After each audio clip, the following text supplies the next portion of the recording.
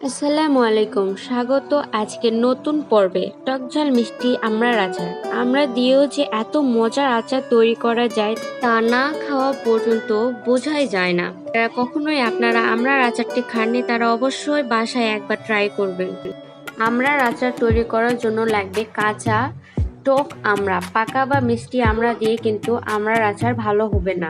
আমি এখানে 6-7 গ্রাম আমড়া নিয়েছি। এগুলো সুন্দর করে কেটে ছিলে নিয়েছি আর আমড়াগুলো আমি একইভাবে ফালি করে নিয়েছি। এখন এর ভিতর দিয়ে দিব আমি 1 টেবিল চামচ লবণ ও হাফ টেবিল চামচ হলুদের গুঁড়া ও 1 টেবিল চামচ লাল মরিচের গুঁড়া।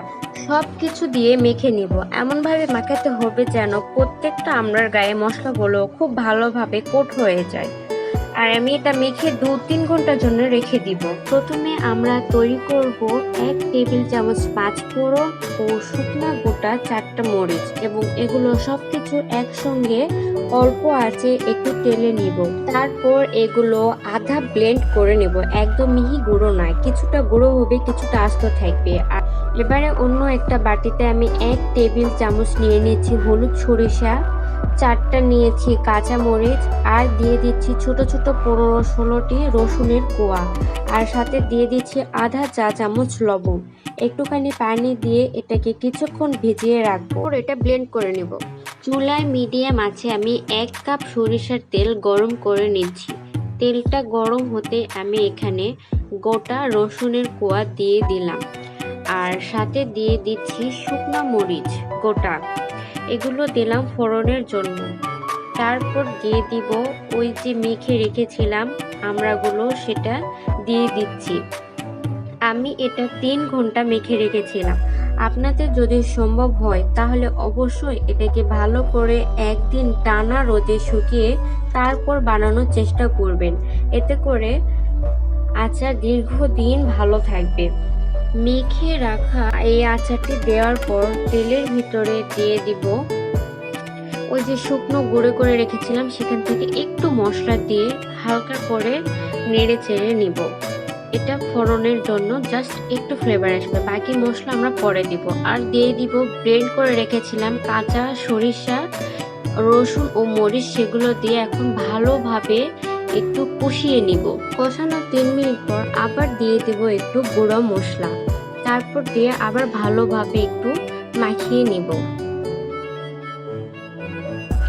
এরপর দিয়ে দিব হাফ কাপ তেঁতুলের কাঠ। আমি এখানে তেঁতুল ভিজিয়ে কাঠ করে নিয়েছি। তারপর আমি এটাকে কিছুক্ষণ রান্না করে নেব। তারপর আমি এখানে দিয়ে দিচ্ছি চিনি। আমি এখানে চিনি মোট হাফ কাপ নিয়েছি। চিনিটা আমি একেবারে দিচ্ছি না, একটু একটু করে দেব। চিনিটা কখনোই একেবারে দেবেন না, কারণ চিনি ভিতরে মিশতে একটু সময় লাগে। চিনিটা অল্প অল্প করে দেওয়ার কারণে হালকা করে আমড়াটাও সিদ্ধ হয়ে যাবে এবং চিনিটাও আমড়ার ভিতরে সুন্দরভাবে ঢুকবে। এতে করে আচারটা অনেক মজা হবে। আর এখন দিয়ে দিচ্ছি 1 টেবিল চামচ বিট লবণ।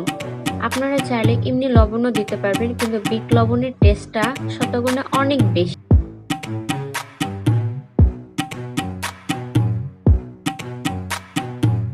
আর দিয়ে দিব হাফ কাপ ভিনেগার। আমি এখানে প্রথমে 1/4 কাপ ভিনেগার দিয়েছি, তারপর আবার একটু ভিনেগার দিয়েছি।